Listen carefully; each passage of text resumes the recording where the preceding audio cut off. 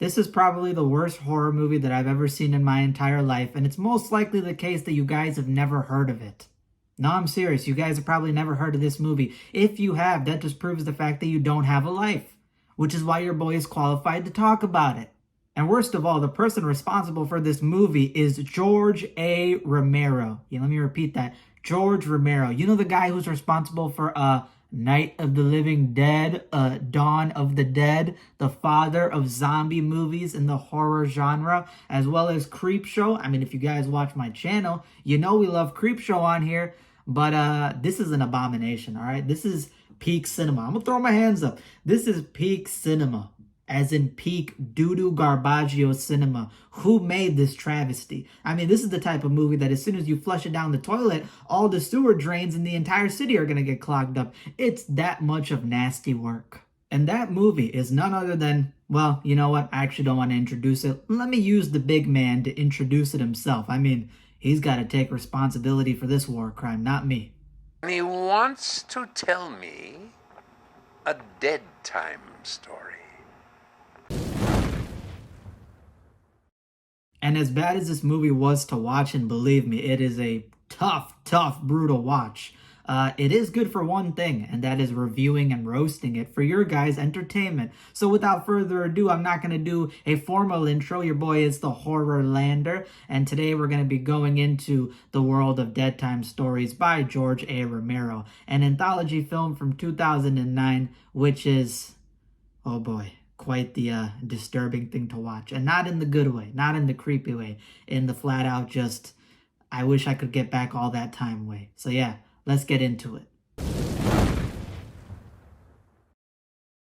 The first segment in this movie is called Valley of the Shadow. And I just gotta say, man, I'm gonna play a clip, and this clip is the beginning of the segment, and that should probably tell you all you need to know about the rest of this movie.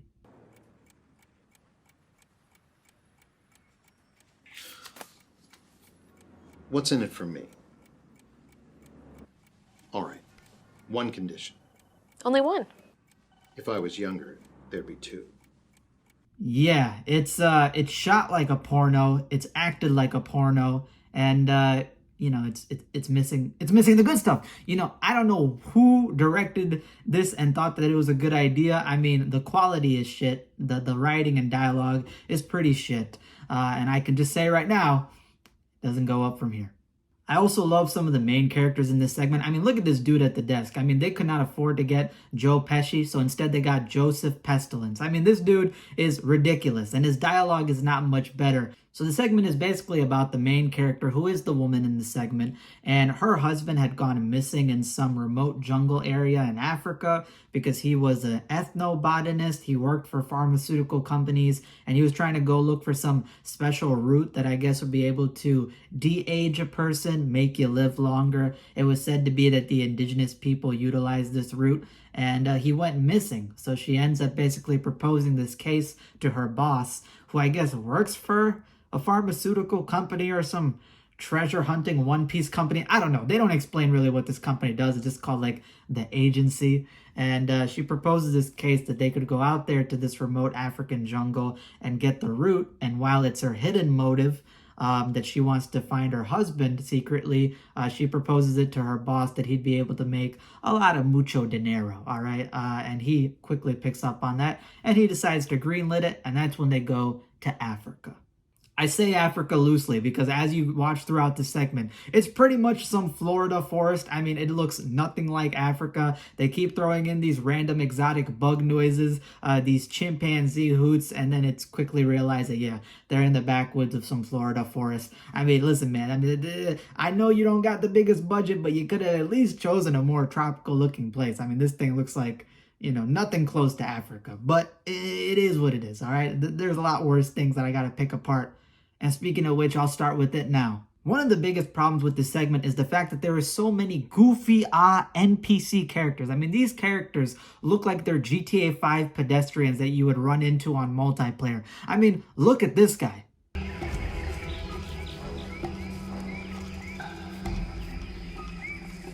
First, they couldn't afford Joe Pesci, so they got Joseph Pestilence. And now they couldn't afford Crocodile Dundee, so they got Alligator Dumbledore. I mean, you know when Joe Rogan on his podcast is talking about African, bee honey that can get you high as DMT, and he's always talking about he knows a guy? This is the guy that he's talking about. This guy right here. This is the guy he's referring to. And the dude is apparently looking for some ganja or roots. You clearly see him trying to get a little bit of that puff, puff, pass packed in his little pouch. And then he ends up cracking open a root, which...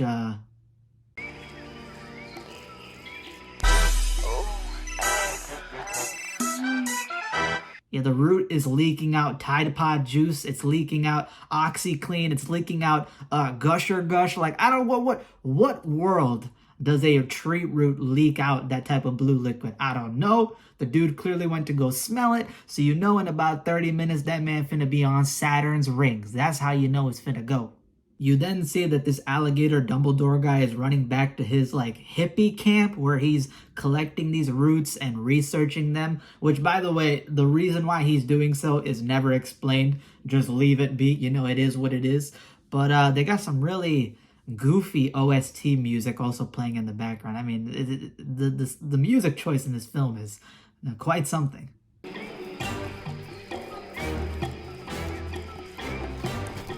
So then you eventually get introduced to this ragtag team of, again, the main woman, her boss who's coming along because he wanted to see this treasure for himself. You also got this Hispanic guy who's kind of like the arms of the group, the muscle, he knows how to man the gunpowder. And you also got another guy who's just there, I don't know, emotional support. I can't tell you. They end up finding this hippie camp where that guy was bringing the root to, and they see that this camp is a complete carnage. All right, people are killed. It's bloody. I didn't say the best carnage. All right, the effects aren't that good, but it's carnage nonetheless. People are dead, and there's some unknown entity out there in the forest which is responsible, which may be indigenous to the African forest. Once you find out. So now they're absolutely mortified and terrified. They realize they might have bitten off more than they can chew, and they start doing the appropriate thing in this case, which is hauling ass to a river to go escape on a boat.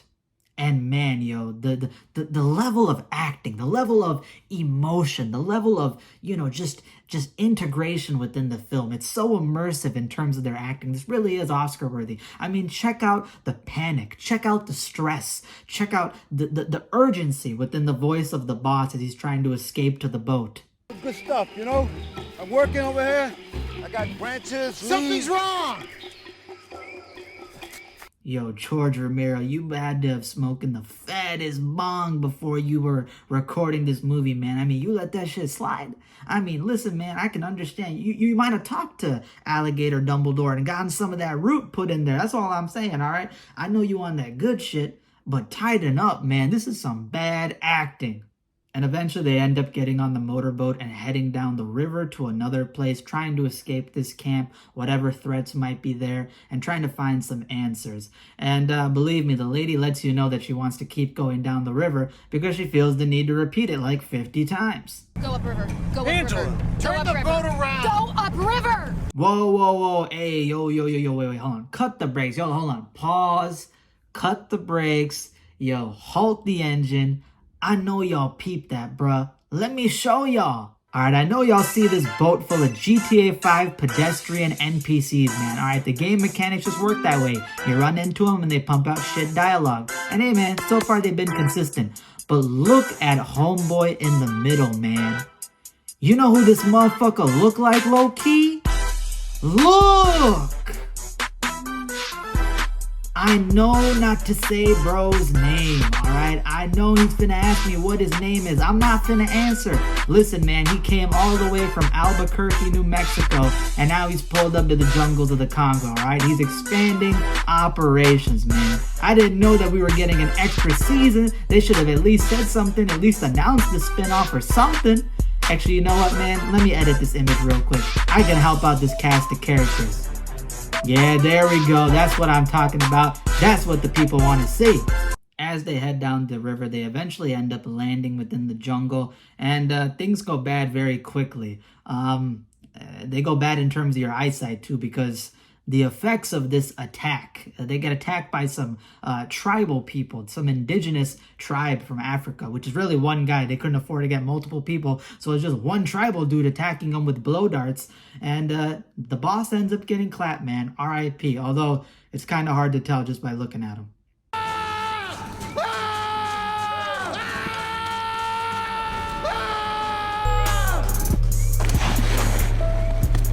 Yeah, the dart is hanging out of like 2 different angles and places inside of his neck.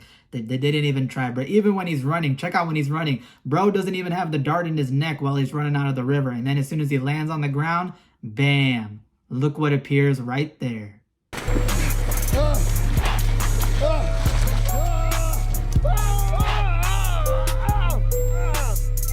And then you also run into a giant problem, which is, yes, they are in the African jungle and they are dealing with natives, but the native is a white dude painted with gray ash. I mean, listen, man, you couldn't afford to get an actual, person of African descent, an actual African American to play this role so it'd actually be believable. I mean, I can't blame him, man. Listen, if I was of African descent and I saw that this is what you were trying to pull off as the African jungle and some tribes, I'd be pretty offended, man. I would not want to be a part of this dog shit anyway. So you know what? Respect. But that being said, you could have at least found one desperate dude. I mean, come on, bro. Why you gotta get El Blanco to play the African tribesman, man? I mean, god damn, look at bro. So yeah, the rest of the segment is these people trying to run away from Mr. El Blanco, tribesman of the Congo. And you also find out what's the sort of sentimental feeling as to why the woman misses her husband. And every single scene that keeps getting repeated with her and her husband is them about to getting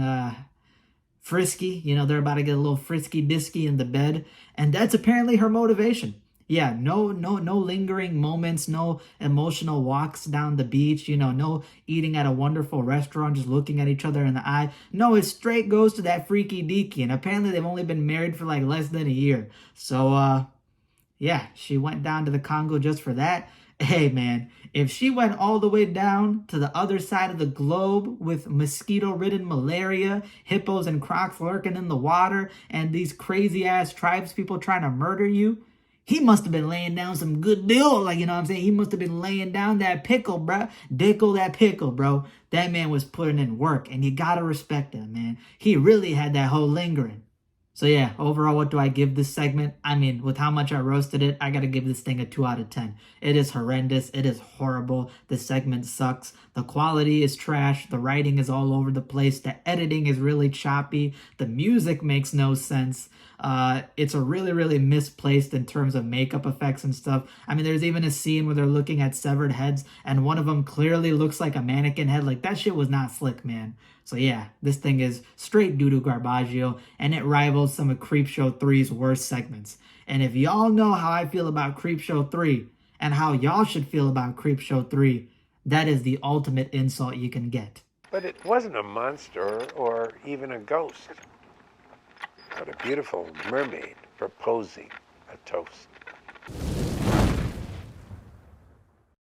The next segment is called Wet, and this one basically opens up with a husband who is grieving over the loss of his wife, and you have plenty of scenes where he's basically drinking himself because of his depression, and those scenes are a perfect representation of how I feel while watching this movie. They know me so well. They understand the viewer so perfectly, man. It's amazing.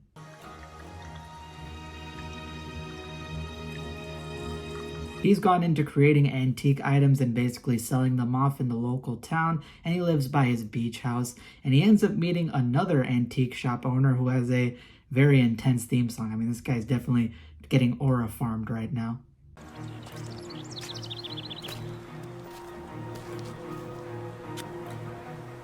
He meets up with this guy in his own beach house, and they basically have a little bit of a conversation where this man, I think, is holding on to some type of jade jewel antique, and he wants the other owner to basically take it off of his hands, but he refuses because he reveals that this basically jade item, this antique, is related to something called a moray tomb, which belongs to mermaids. Yeah, mermaids. And he describes that this jewel basically has to be returned and given back to the sea. And if a mermaid tries to come after you, there's a certain specific way you got to take care of that.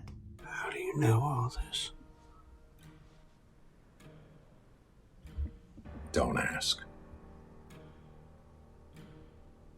Okay, first of all, it's too late. He already did ask you. And second of all, isn't it reasonable to ask? Listen, I think it's reasonable. You guys think it's reasonable? I think that's a reasonable question to ask. And the fact that he said, you know, it could change a man. I'm not gonna lie to you, bro. He probably fucked a mermaid. Listen, I know you fucked a mermaid. I know you got into some of that marine ussy. All I know is I'm gonna be reporting you to PETA, bro. Listen, you aren't gonna get caught, but now that you self-snitching out there, I definitely gotta give you that business. All right, you going 5 to life.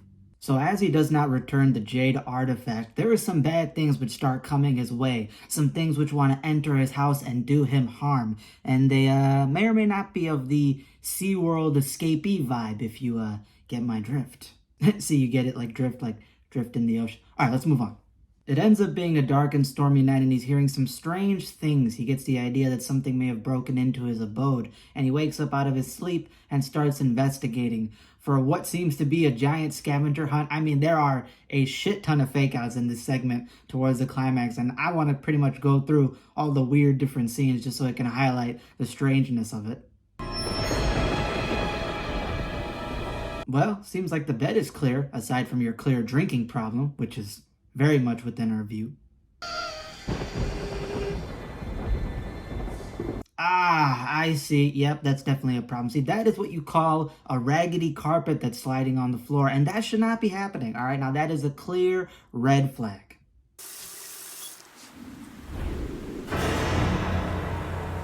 Okay, now this part is really sad because why would a mermaid need to steal a knife? I mean, I'm just saying, man, listen, if you're from Atlantis, if you're a higher level life form out in the ocean, and there's a lot of scary, creepy things out in the ocean, are you really that broke that you gotta go for a knife? I feel like you should have some biological weapons. You're telling me God didn't upgrade you with any new features that could help you out, and for some reason you have the ability to reanimate yourself from the grave, even though you've been dead or killed. As long as you're not butchered up, you're able to come back. So you got reanimation abilities, but you need a knife to execute the kill. Yeah, this bitch is some low budget ass mermaid. All right, this is some H2O Disney Channel shit. You know, that might have been some slander to mermaids out there. You know, I don't mean to insult the H2O mermaids. If there's any mermaids or half-breed fishmen or women out there that want to correct me, you please let me know any corrections. Maybe you don't got biological abilities. Just don't reach up through my toilet seat and get to my ass, all right? I don't need that, especially when I didn't ask for it. But if I asked for it...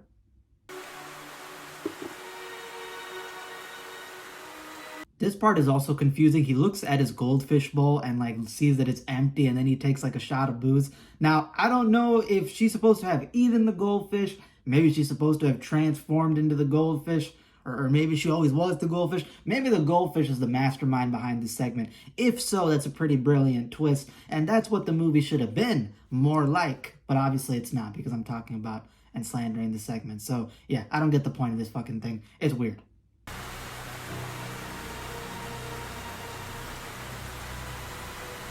Swan!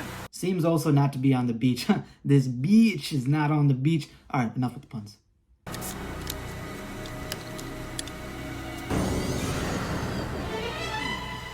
Ah, come on, man. You're telling me you couldn't have paid the power bill at this time? Out of all the advocations for me to avoid the bill collector, and that bill collector always coming around, this is the one time you should have paid your bill, man. I mean, now that the power is out, the fish lady gonna clap your cheeks. And yeah, this is that horror movie bullshit.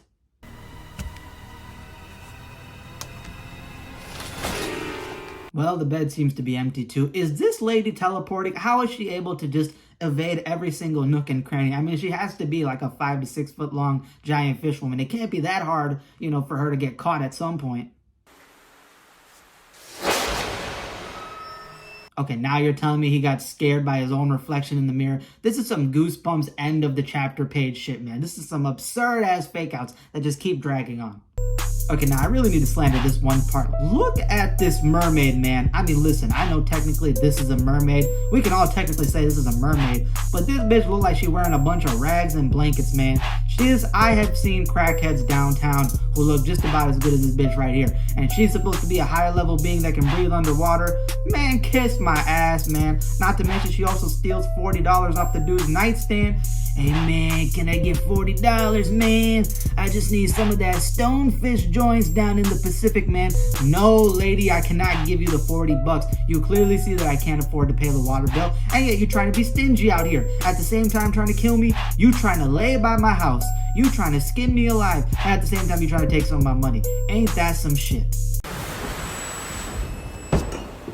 Ah, man, this dude also dropped the booze, man. That was the only thing keeping me going during this movie. Now we gotta sit through it sober.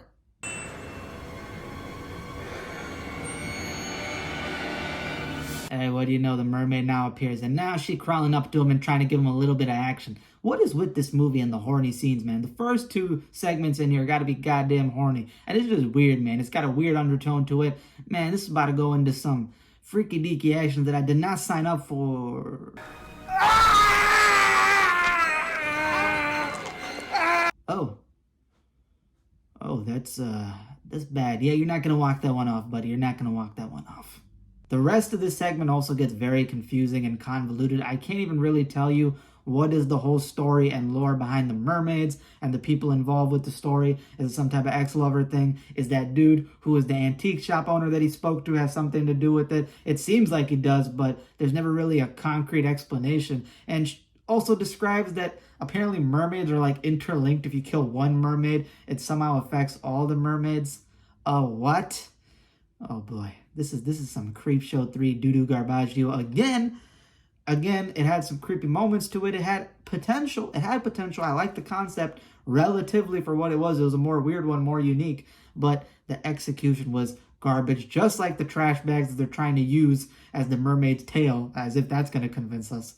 And yeah, man, too convoluted, too weird, not enough, good execution, bad practical effects. I give this one a 3 out of 10. It's bad. It's a little bit of an improvement from the last dog shit, but it's still bad.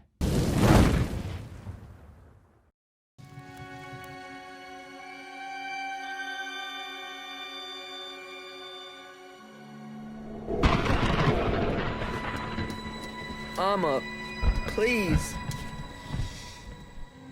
As you can see, it opens up in a family's abode within a dark and stormy night, and there's a mother who's grieving and crying as her son is for some reason tied up to his bedpost inside of a locked room, and you can see some sharp little indentures in his fangs and a weird sort of look over him. So maybe there's going to be more occult things than meets the eye when it comes to this segment and its situation. She ends up calling a local house doctor within the town and asking him to come over because she can't afford to go take their son to a hospital, and it's some strange matters that she believes only a local would be able to listen her out on. So the doctor ends up showing up. Doctor? Yes. I mean, damn, dude walked through like The Exorcist. I thought you were supposed to be a house doctor, and next thing you know, you walking in like you about to perform some rituals. I thought Uncle Ruckus was about to walk up in here. May white God bless you, Robert. I came as fast as I could. So he ends up meeting the boy and seeing that there's something quite wrong with him, as well as the mother being very tense, kind of rambling on about strange things which don't make much sense. And then he eventually meets the boy.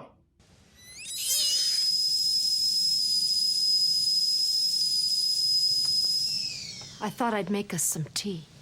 Again with these absurd ass fake outs. The screech is turned into a tea whistle also conveniently. That literally made me laugh, but it made me laugh for how bad it was. I was like, come on, bruh. Please. I want to stop. I've wanted to stop for so long. Ah, I see. That makes sense. You see, the son's having strong withdrawals from No Nut November. I know, man. Listen, I got my experience. That takes a toll on a man, and there is a gooning epidemic out there. So that explains it, man. It all comes down to the gooning. You don't believe me, do you? Nobody will ever believe me. Until it's too late. I mean, buddy, you're not convincing me with your acting. I mean, you want us to believe you, but you're gonna have to put on a better performance than that. That was some Twilight movie shit. But yeah, I mean, this dude's got, glowing red pupils. He's got sharp teeth. There's clearly something wrong with the dude. This past summer. Well, Sometimes the body reacts in a strange way. Okay. So you're telling me that you're a qualified doctor and you're saying out here that the kid having glowing red pupils and sharp fangs jutting out of his mouth is a part of a 16-year-old's puberty? Who gave you those medical instruments? Who qualified, bro? Bro just went up to the goddamn medical institute and said, I know a guy, man. I'm qualified, man. Dead ass. And then he went up and started helping out people in the local town, man. What type of buffoonery is this? So the mother ends up explaining how she's basically alone with her son because her husband had died in an accident. And as she ended up being alone with her son and he started growing up, what ended up happening was she ended up seeing some strange things that he was doing, such as their pet cat that ended up getting killed, and she saw her son feasting upon it. He also had basically snitched on himself and told her that, I've been killing some women out there, I've been taking out some hikers. So he started admitting to all these kills, and coincidentally, people did go missing and start getting killed right along with her stories. So that's when she started ending up believing what he was saying. And her performance throughout this segment basically carries it. She is a pretty good actress, I'm not going to lie to you. Even throughout all the problems of this movie, she's shining through quite well. Probably thought this here town was a good place to retire to after big city life, didn't you, Dr. Marston? Just a few bumps and bruises, maybe a cold or two. But things are getting worse all the time. And we ain't free from it out here. With this information, the doctor also reflects on what the boy told him, which is that the boy claimed that something had attacked him, something huge and horrific, and ended up turning him into this thing, and that's why he's not able to control himself. So the doctor slowly starts to sort of turn beats and maybe start believing it, and then he goes back to the bedroom to investigate some more on the son. Well, but that's not good. Yeah, that's probably gonna go bad, and it does go bad. And there's also a twist, which was quite predictable though, so can't really give it that much weight. I saw it from a mile coming away. So yeah, this one was relatively quick because overall, I'd give this segment a 6 out of 10. It's an okay segment. Again, it's better executed than the other segments for sure. And it's funny because when I compared this movie to Creepshow 3, Creepshow 3's best segment did involve a vampire, and this one's best segment kind of involves a vampire. But I do like this one a little bit more, I would say, than the Creepshow 3 segment. Actually, I would say definitely I like it more. But that being said, it's a very simple concept, very simple execution. There's really no big kind of plot twist or unique things thrown in there. You also don't get much action involving the actual threat, aside from some, brief after practical effects and stuff like that, some brief makeup effects.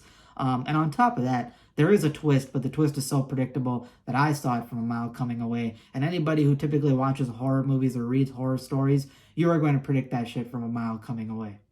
So was it an improvement? Was it better? Yeah, and I did like the aesthetic of it. It's shown in that older movie kind of reel format. So I did like some of the directing in this one. But overall, it's still pretty forgettable. It is better than the rest. It is better than most of the ballpark type of worst horror movies that I talk about. But that being said, it's probably going to escape your mind sooner or later after a month. So yeah, with that overall, I would give Deadtime Stories Volume 1 a 3 out of 10. Yeah, I said Volume 1. There's another volume after this. Not looking forward to that. But overall, this movie is about on par with like Creepshow 3. I think it's one of the worst horror movies I've ever seen. And coincidentally, there seems to be a pattern. Every time it's an anthology horror movie format and there's no sort of structure, no sort of guidance, just a free-for-all for anybody who can make anything, it ends up being pretty dog shit compared to the actual good anthology horror movies out there, such as Creepshow 1, Creepshow 2, Tales from the Dark Side, and VHS 99, which are up there with some of my favorites. So yeah, do I recommend you watch this movie? No, it's not a good movie, but it is free on YouTube. If you look up Deadtime Stories George A. Romero, it will pop up and you'll get to watch the whole thing for free. So with that, maybe give it a watch. Maybe you can laugh along right with me. And if you've seen this movie before, or maybe after you've seen this movie, you can let me know your thoughts down below. With that being said, hope you guys enjoyed this video, review, and roast. I had fun doing it. If you did enjoy this content, a free way to support me is to hit that subscribe button down below, then hit that like button down below, and then most importantly, comment down below your thoughts and opinions. Go watch this movie. If you've seen it before, talk about it. If you've not seen it, maybe go check it out. Maybe try to watch as much as you can of it, and then maybe watch my review and then, give your thoughts or whatever. You can even comment recommendations on other horrible horror movies you want me to review and check out. And yeah, instead of me closing out this video, I'll just give it over to Mr. Romero. So, take it away, big fella. Until next time, I'll keep an eye out for you. Well, I hope you enjoyed the show. Stay scared.